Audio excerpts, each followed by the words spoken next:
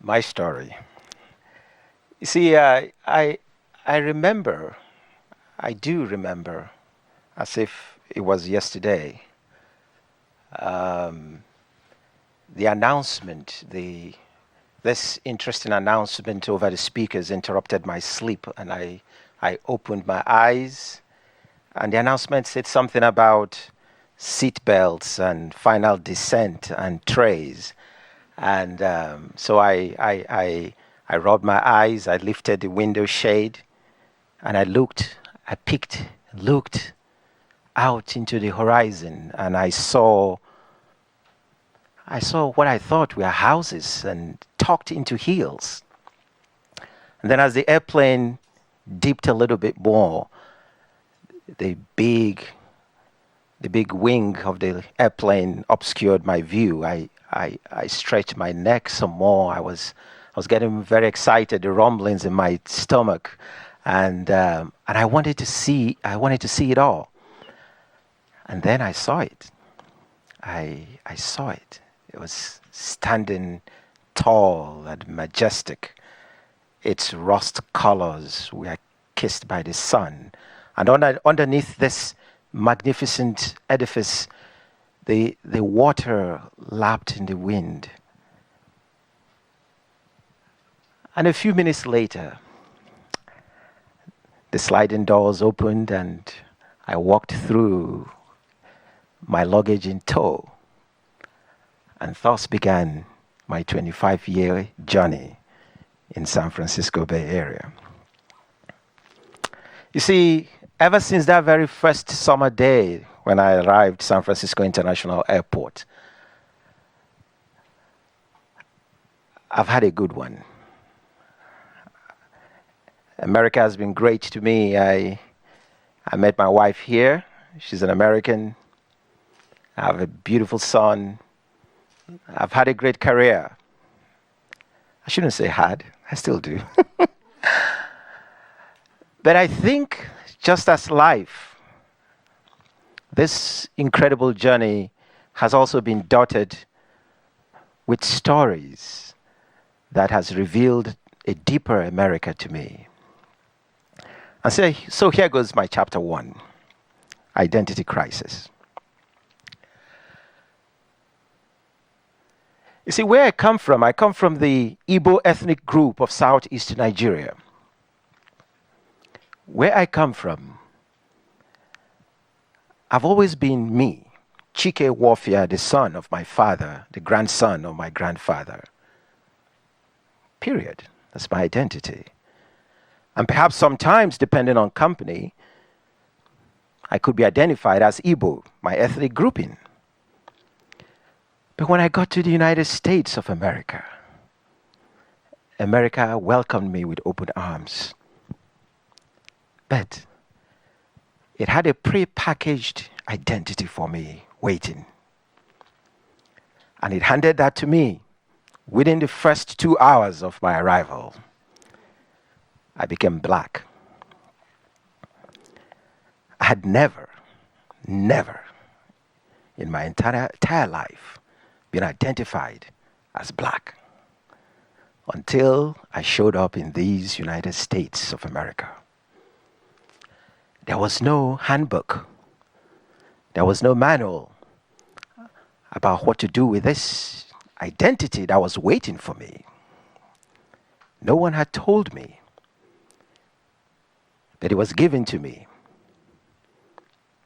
I remember asking one of my very first acquaintances what to do, what this was all about, and what that meant. He laughed and said, "You'll find out soon enough." And was he ever right? As I got followed in grocery stores and shopping malls and received interesting stops by cops, I began to realize what this new identity meant. You see, I come from a fairly middle class, or if you will, the upper middle class family back home. I went to a British boarding school. We wore blazers and ties. And we were doing Shakespeare at the age of 10 and 11. That was back in Nigeria. I wasn't black. It was me. Just me. Chike Nwoffiah, the son of my father, the grandson of my grandfather. But here I was in the United States of America. I was black. I needed to do something or be something or understand, first and foremost, what that meant. There were no handbooks. And then I became African American. That connected a little bit because at least the African that was attached to my American was a place. But then Africa. I remembered growing up in Nigeria that, except for a few of us that were privileged to have traveled outside the country, most of us had no idea what was going on in other parts of the country, let alone other parts of the continent. But here I was to represent 1 billion Africans. There was no handbook. America had given that to me. So I shrugged my shoulders and I said, you can do this. You can be African. Why not? And so I recall interesting conversations about African dance. Wow, the continental dance, I guess. African food. I recalled perhaps the continental food of the Africans. I asked myself. African clothes, African music. And then at a point I said, you have to do something about this. I think people here in these United States of America need a little bit of education. Because sometimes people will walk up to me and say, you are African. I love that accent. And I go, oh no, actually better yet, you have an accent. And I remember my father, bless his soul, he's now passed, would tell me when he used to be in England, and they would tell him that, and he would turn around and say, which of the accents?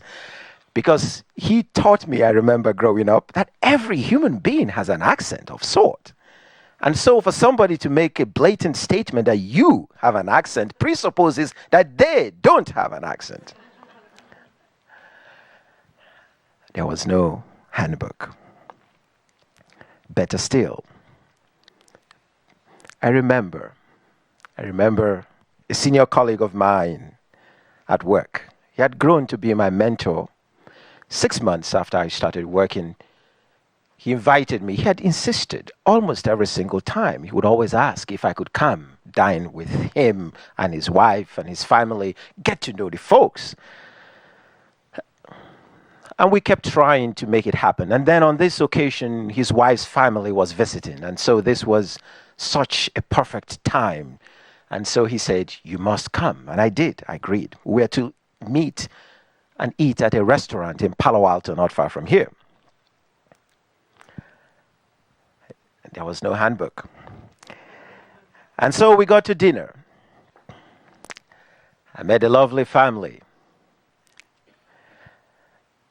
Interesting thing happened at the end of dinner, which was completely shocking to me. One of the few of the many lessons into Americana, I think. At the end of dinner, the waiter brought the bill. And I was aloof. I didn't know what was going on. And as this little piece of paper was being passed around and people were underlining prices and scribbling and bringing out calculators, I didn't understand what was going on until my colleague whispered to me that, I needed to chip in my part, which was so to complete the tally and all of that. I quickly made my payment. And when I got home, I made a phone call to my parents and I said, I think I'm finally in America. Now I understand. I must tell you, for those of you that still didn't get it, where I come from, when somebody invites you to dine, they actually invite you to dine. Behold, this was a senior colleague of mine who made about 3 times my paycheck and had insisted that I come dine with his family. And then at the end of the night, I get handed a bill. Where I come from, if I happen to be sitting in a restaurant and my senior colleague all walks in and sees me eating, he just pays the bill, doesn't even ask. Such is the culture I grew up with. But I love this place. I said. And so the stories are many, but the ride has been great. Such a beautiful country, particularly the San Francisco Bay Area. A friend of mine that came about the same time as I did to this country ended up in North Dakota. And we still talk. He doesn't live there anymore, trust me. But I say the closest thing to being here, to being home, is being here. The weather, the people. I have become an American citizen since.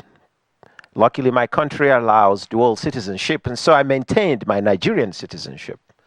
And so now I am a Nigerian American. I have traveled from being the Igbo Nigerian to becoming the Black American, the African American, and authentically the Nigerian American. It is a duality of identity, but as I was explaining to Elliot a few weeks ago, it's actually not a second identity. It's a third. Because to be the transnational that I've become means that I'm neither the exclusive Nigerian nor exclusively American. I've forged a third, which is a blend of the old and the new. It is in this space of the third that I reside now. It is the space where the values of my upbringing, of my childhood, informs my present, interpreted through the lens of the American values and the society that I call home. And so it's in this space that I think that I find who I've really become. It is also in knowing that who I'm going to be tomorrow is always going to be all of these interesting, wonderful stories. The story of the African that represents 1 billion people. The story of me, Chike, the son of my father and the grandson of my grandfather. Now I think I will write a handbook. Thank you. Thank you.